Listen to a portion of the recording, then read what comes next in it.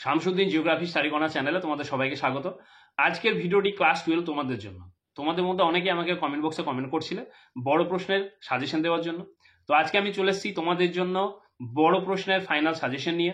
ভিডিওটি প্রথম থেকে শেষ পর্যন্ত খুব ভালো করে দেখবে এবং আমি যে প্রশ্নগুলো দিয়েছি সেগুলো খুব ভালো করে নেবে।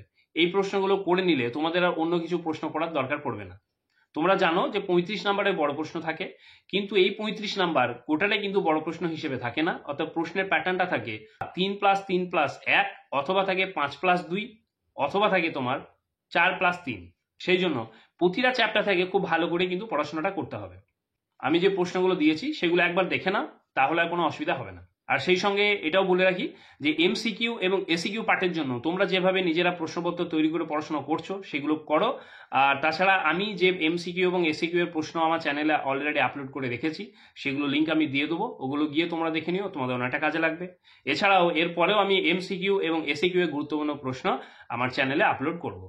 তোমাদেরকে আরেকটা কথা বলে রাখি, আমি যে বড় প্রশ্নের সাজেশন দিয়েছি তার একদম শেষে আমি 14টা মতো প্রশ্ন তোমাদের দিয়েছি, সেটা তোমরা মক টেস্ট হিসাবে করে নেবে।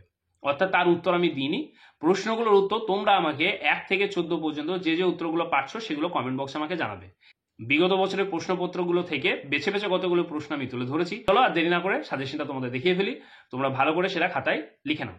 বহির্জাত প্রক্রিয়া থেকে যে প্রশ্নগুলো দিয়েছি, প্রথমেই দেখো অবরোহণ ও আরোহণের পার্থক্য করো, এটা 2 নম্বরের প্রশ্ন হিসেবে আসবে। তারপরে দিয়েছি দেখো অবরোহণ ও আরোহণ প্রক্রিয়া বলতে কি বোঝো, এগুলো 2 নাম্বার এসএকিউ এইভাবেও আসতে পারে। 3 নাম্বার দিয়েছি দেখো কার্বনেশন বা অঙ্গারযোজন কি, এটা 2 নাম্বার হিসেবে করবে। 4 নাম্বার দিয়েছি দেখো অন্তর্জাত প্রক্রিয়া এবং বহির্জাত প্রক্রিয়া কাকে বলে, নগ্নিভবন কি, এগুলো সব 2 নাম্বারের প্রশ্ন মতো করে রাখবে। কারণ তোমরা জানো, একটু আগে বললাম তোমাদেরকে যে বড় প্রশ্ন আসছে না, অর্থাৎ 4 না প্লাস 3 নাম্বার এইভাবে থাকে, বা 2 2 3 এইভাবে থাকে। তো 2 নাম্বারের প্রশ্ন একটা বড় প্রশ্নের সঙ্গে লাগিয়ে দিতে পারে। আর এগুলো যদি পড়ো তাহলে এটা একসঙ্গে তোমাদের এসএকিউ হিসেবেও করা হয়ে যাবে। তো এটা গেল প্রথমটা। এবার দেখো আসছে ভৌমজলের কাজ। তো ভৌমজলের কাজ থেকে সাধারণত বড় প্রশ্ন আসবে না, 3 নাম্বার বা 2 নাম্বার এই প্রশ্নগুলো করবে। তো প্রথম প্রশ্ন দেখো কাস্ট ভূমির গড়ে ওঠার প্রয়োজনীয় শর্তগুলি লেখো, এটা 3 নাম্বারের প্রশ্ন।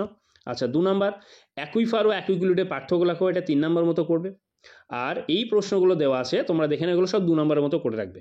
অর্থাৎ যেটা বলছি যে 2 নাম্বার প্লাস 1 নাম্বার দুটোই কিন্তু হয়ে যাবে।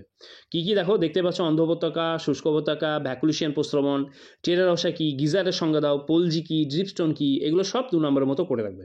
আচ্ছা এরপরে ভৌমজলের উৎসগুলি কি কি, অর্থাৎ এটা 2 নাম্বারের প্রশ্ন মতো করে রাখবে। ভৌমজলের উৎস বলতে তোমরা জানো যে উৎসন্দ জল কি, তারপরে তোমার হচ্ছে কি নাম আবহিক জল কি, এইগুলো ঠিক আছে, এগুলো এসিকিউ হিসেবে আসবে। আচ্ছা আরেকটা দেখো মুক্ত অ্যাকুইফার ও বদ্ধ অ্যাকুইফার বলতে কি বোঝো, এটা সাধারণত কিনা যে তোমাদের টেস্ট পেপারগুলো ছিল, টেস্ট পেপারে কিন্তু পেজে এই প্রশ্নটা ছিল, এই জন্য এটা আমি দিলাম, এটা ইম্পর্টেন্ট হিসেবে, এটা পড়ে নেবে ভালো করে। এরপরে দেখো কি আছে সামুদ্রিক প্রক্রিয়া চ্যাপ্টার। এখান থেকে কিন্তু বড় প্রশ্ন এবার আসবে, বিভিন্ন প্রকার প্রবাল প্রাচীরের উৎপত্তি ও বৈশিষ্ট্য চিত্রসহ সংক্ষেপে বর্ণনা করো, এটা 4 নাম্বার কিংবা 5 নাম্বার হিসেবে আসতে পারে। 2 নম্বর প্রশ্ন সমুদ্র তরঙ্গের ক্ষয়কার্যের ফলে সৃষ্ট যে কোনো 3টি ভূমিরূপের চিত্রসহ বর্ণনা করো। আচ্ছা অথবা দিয়ে থাকবে, এই প্রশ্নটা হয়তো ঘুরিয়ে থাকতে পারে এইভাবে, যে তরঙ্গ কর্তৃত মঞ্চ, স্বাভাবিক খিলান ও ব্লুহোল কিভাবে সৃষ্টি হয় তা চিত্রসহ বর্ণনা করো, এটা 4 নাম্বার বা 5 নাম্বারের। রিয়া ও ফিওর্ড উপকূলের পার্থক্য লেখো, 3 নাম্বার, খুব ভালো করে করবে। আচ্ছা এরপরে দেখো আছে কি সম্মুখ ও পশ্চাৎ তটভূমির পার্থক্য লেখো, 3 নাম্বারের, ঠিক আছে। এটা আবার কি হতে পারে, সম্মুখ তটভূমি কাকে বলে দিতে পারে, অথবা পশ্চাৎ তটভূমি কাকে বলে দিতে পারে। তাই যে কোনো একটা করে নেবে, দেখবে সব উত্তরগুলো হয়ে যাবে। আচ্ছা এখান থেকে 2 নাম্বার প্রশ্ন যেগুলো করবে, স্পিচ কাকে বলে, উত্থিত উপকূল কি, পুরুদেশীয় বাঁধ কি, এগুলো সব করে রাখবে, এটা 1 নাম্বার হিসেবেও কাজে লাগবে। পরের চ্যাপ্টার হচ্ছে দেখো ক্ষয়চক্র। ক্ষয়চক্র থেকেও বড় প্রশ্ন তোমাদের যেগুলো করবে সেটা হচ্ছে নদীর পুনর্জীবন লাভের ফলে সৃষ্ট ভূমিরূপের চিত্রসহ বর্ণনা দাও, 4 নাম্বার কিংবা 5 নাম্বারের মতো। 2 নাম্বার হিসেবে করবে নদীর ক্ষয়চক্রের ব্যাঘাত বলতে কি বোঝো। আচ্ছা পরের প্রশ্ন দেখো নদীর ক্ষয়ের শেষ সীমা বলতে কি বোঝো। আচ্ছা পরের প্রশ্ন কি আছে, যে এখানে লিখে রেখেছে একসঙ্গে দেখো পেডিপ্লেন ও পেনিপ্লেনের পার্থক্য করবে, গতিময় পুনর্জীবন লাভ কি বা গতিশীল পুনর্জীবন লাভ কি, ইনসেল বার্জ কি, মোনাডন কি, পেডিমেন্ট কি, এগুলো সব 2 নম্বরের প্রশ্ন হিসেবে করে নেবে। আচ্ছা এরপরের চ্যাপ্টার দেখো জলনিগম প্রণালী। এখান থেকে বড় প্রশ্ন আসার সম্ভাবনা অনেক বেশি আছে, তো এখান থেকে যেটা আছে বড় প্রশ্ন হিসেবে করবে। 1 নম্বর প্রশ্ন প্রথম দেখো চিত্রসহ বিভিন্ন প্রকার জলনিগম প্রণালী সম্পর্কে আলোচনা করো, ঠিক আছে। এখানে যে যে জলনিগম প্রণালীগুলো আছে, অর্থাৎ বৃক্ষরূপী, জাফরিরূপী, কেন্দ্র বিমুখ, কেন্দ্রমুখী, যেগুলো আছে সব ভালো করে নেবে, কারণ ভেতর থেকেও দেখবে আবার এসিকিউ এর প্রশ্ন হিসেবে চলে আসতে পারে, যে কেন্দ্র বিমুখ জলনিগম প্রণালী কাকে বলে, বা কেন্দ্রমুখী জলনিগম প্রণালী কাকে বলে, বৃক্ষরূপী কাকে বলে, ঠিক আছে। তো এইভাবেও প্রশ্ন বড় প্রশ্নের ভেতরে কিন্তু চলে আসে, তো এইগুলো সব ভালো করে দেখে রাখবে। এই প্রশ্নটাই ঘুরিয়ে আসতে পারে কি, অথবা দিয়ে লিখেছি দেখো, জলনিগম প্রণালীর সাথে তার নিম্নস্থ ভূতাত্ত্বিক গঠনের সম্পর্ক আলোচনা করো। তো এটা দেখে রাখবে। আচ্ছা, এখান থেকে এই প্রশ্নটা একটু করে রাখবে যে জলনিগম প্রণালীর নিয়ন্ত্রকগুলো কি কি, 2 নাম্বার বা 3 নাম্বারের মতো। আর 2 নাম্বারের জন্য যেগুলো করবে, অনুগামী নদী কাকে বলে, পূর্ববর্তী নদী কাকে বলে, অধ্যারোপিত নদী কাকে বলে, বিপর নদী কাকে বলে, ঠিক আছে। আচ্ছা, পরের চ্যাপ্টার দেখো হচ্ছে মৃত্তিকা। মৃত্তিকা থেকে কি পড়বে, এখান থেকেও বড় প্রশ্ন আসবে, ভালো করে করবে এটা। মৃত্তিকা সৃষ্টিতে আদিশিলা ও জলবায়ুর প্রভাব আলোচনা করো, এটা খুব ভালো করে করবে, এই প্রশ্নটাই দেখবে পরীক্ষায় আসছে। আচ্ছা, পরের প্রশ্ন দেখো কি আছে, মৃত্তিকা সংরক্ষণের বিভিন্ন পদ্ধতিগুলি সংক্ষেপে আলোচনা করো, এটা 4 নাম্বার বা 5 নাম্বারের মতো আসবে। এরপরে দেখো 2 নাম্বারে করে রাখবে মৃত্তিকা পরিলেখ কাকে বলে। আচ্ছা, এরপরে যেটা করবে যে এলুভিয়েশন ও ইলুভিয়েশনের পার্থক্য, এটা 3 নম্বরের মতো করবে। প্লাস 3 নম্বর করার সঙ্গে সঙ্গে দেখো এখানে এলুভিয়েশন কাকে বলে 1 নম্বরের প্রশ্ন হয়ে যাবে, বা ইলুভিয়েশন কাকে বলে যদি প্রশ্ন আসে সেটাও তোমরা করে নিতে পারবে। তো এমনভাবে প্রশ্নগুলো তৈরি করবে যাতে একসঙ্গে সব প্রশ্নের উত্তর তোমরা করে নিতে পারো। অর্থাৎ একটা প্রশ্ন তৈরি করলে সেখান থেকে যে প্রশ্ন দেবে সেগুলো সব করে নিতে পারবে। তো এইগুলো দেখো, এগুলোর মধ্যে দেখবে সব প্রশ্ন তোমরা কমন পেয়ে যাবে। পরের প্রশ্ন দেখো, শারীরবৃত্তীয় শুষ্ক মৃত্তিকা কি, এটা 2 নম্বরের মতো। আচ্ছা, এরপরে দেখো কি আছে, বিভিন্ন প্রকার মৃত্তিকা বর্গের বৈশিষ্ট্য। মৃত্তিকা বর্গের যে চার্ট আছে সেই চার্টটা একটু দেখে নেবে। এখানে আমি উদাহরণ হিসেবে 2 রেখেছি, যেমন যে অ্যান্টিসল, মলিসল যেগুলো আছে, ঠিক আছে, এদের বৈশিষ্ট্য কি কি বা এদের উদাহরণ কি, এইভাবে যে চার্টটা আছে সেই চার্টটা একটু পড়ে নেবে ভালো করে। আচ্ছা, 2 নম্বরের প্রশ্ন হিসেবে করবে দেখো, ল্যাটারাইজেশন কি, হিউমিফিকেশন কি, গ্লেইজেশন কি, পর্জলাইজেশন কি, ঠিক আছে, ডিউরি ক্রাস্ট কি, এগুলো 2 নম্বর হিসেবে করবে। এরপরে চ্যাপ্টার দেখো কি, বায়ুমণ্ডল চ্যাপ্টার। আমি একসঙ্গে সব প্রশ্নগুলো লিখে দিয়েছি যে বায়ুমণ্ডল, স্বাভাবিক উদ্ভিদ এবং জলবায়ু পরিবর্তন যা যা আছে। তো প্রথম প্রশ্ন দেখো বায়ুমণ্ডল থেকে, নাতিশীতোষ্ণ ঘূর্ণবাতের জীবনচক্রের পর্যায় চিত্রসহ ব্যাখ্যা করো, এটা অবশ্যই করবে, খুব ভালো প্রশ্ন। আচ্ছা, পরে ক্রান্তীয় ঘূর্ণবাত ও নাতিশীতোষ্ণ ঘূর্ণবাতের পার্থক্য লেখো।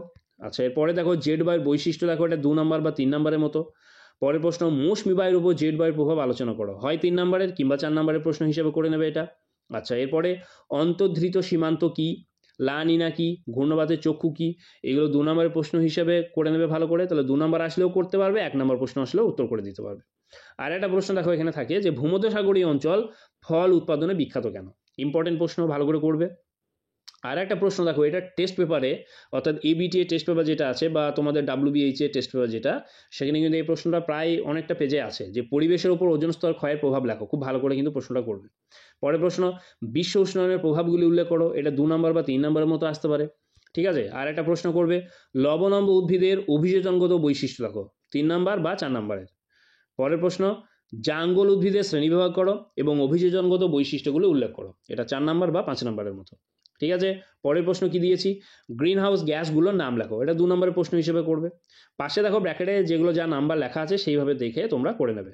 পরের প্রশ্ন কি দিয়েছি দেখো, যে আলোকপ্রিয় উদ্ভিদ এবং আলোক বিদ্বেষী উদ্ভিদ কি, ঠিক আছে, বা হয়তো আসতে পারে আলোকপ্রিয় উদ্ভিদ, আলোক বিদ্বেষী উদ্ভিদের পার্থক্য লেখো। আচ্ছা, পরের প্রশ্ন দিয়েছি দেখো, ঘূর্ণবাত ও প্রতি ঘূর্ণবাতের পার্থক্য, ঠিক আছে। তো এই গেল তোমাদের বায়ুমণ্ডল থেকে। পরের যে চ্যাপ্টার সেটা হচ্ছে দেখো জীববৈচিত্র্য। জীববৈচিত্র্যকে প্রথম প্রশ্ন, জীববৈচিত্র্যের গুরুত্ব লেখো। আচ্ছা, পরের প্রশ্ন, জীববৈচিত্র্য সংরক্ষণের কৌশলগুলি লেখো, অর্থাৎ সংরক্ষণের যে পদ্ধতি সেগুলো। পরের প্রশ্ন, বাস্তুতান্ত্রিক বৈচিত্র্য এবং জিনগত বৈচিত্র্যের সম্পর্কে টিকা লেখো, অর্থাৎ 2 নম্বরের সংজ্ঞা হিসেবেও আসতে পারে, ঠিক আছে। আর পরে দেখো 2 নম্বরের প্রশ্ন হিসেবে দিয়েছি কি, ইন সিটি সংরক্ষণ, এক্স সিটি সংরক্ষণ, red data book, green data book, black data book, জীববৈচিত্র্য হটস্পট কি, এগুলো তোমরা 2 নম্বরের মতো করে রাখবে। এগুলোতে তো কি হবে না, এগুলো 2 নম্বর করে রাখলে যেটা বলছি বারবার, যে এসিকিউ হিসেবেও কিন্তু তোমাদের কাজে লেগে যাবে। পরের চ্যাপ্টার দেখো দুর্যোগ ও বিপর্যয়। এখান থেকে এই প্রশ্নটা খুব ইম্পর্টেন্ট, যে দুর্যোগ ও বিপর্যয়ের পার্থক্য লেখো, ঠিক আছে। আর একটা প্রশ্ন দিয়েছে এখান থেকে, বন্যাকে আধা প্রাকৃতিক দুর্যোগ বলে কেন, ব্যাস দুর্যোগ বিপর্যয় থেকে 2টো প্রশ্ন করলে হয়ে যাবে। এরপরে হচ্ছে দেখো অর্থনৈতিক ভূগোল। তো প্রথমে যেটা আছে কৃষিকাজ। কৃষিকাজ এবং শিল্প, এখান থেকে কিন্তু কি একটা চ্যাপ্টার থেকে কিন্তু প্রশ্ন আসে, তাই প্রশ্নের পরিমাণটা একটু বেশিই করতে হবে, তা না হলে কোথা থেকে প্রশ্ন আসবে বোঝা যাবে না, ওই জন্য প্রশ্ন একটু বেশি দেওয়া আছে। তো প্রথম প্রশ্ন দেখো, ভারতীয় কৃষিতে সবুজ বিপ্লবের প্রভাব লেখো, খুবই ইম্পর্টেন্ট প্রশ্ন, এটা ভালো করে করবে। 2 নম্বর, দক্ষিণ ভারতের কফি চাষের উন্নতির কারণ লেখো। 3 নাম্বার, মিশরে কার্পাস চাষ উন্নত কেন, এটা 3 নম্বরের মতো করবে। আচ্ছা, 4 নাম্বার দিয়েছি দেখো, শ্রীলঙ্কায় নারকেল চাষ উন্নত কেন, এটা 2 নাম্বার বা 3 নম্বরের মতো করবে। এটা জাস্ট একবার চোখ বুলিয়ে রাখবে, এটা মানে অতটা ইম্পর্টেন্ট নয়, তবুও আমি লিখে রেখেছি, একবার চোখ বুলিয়ে নেবে।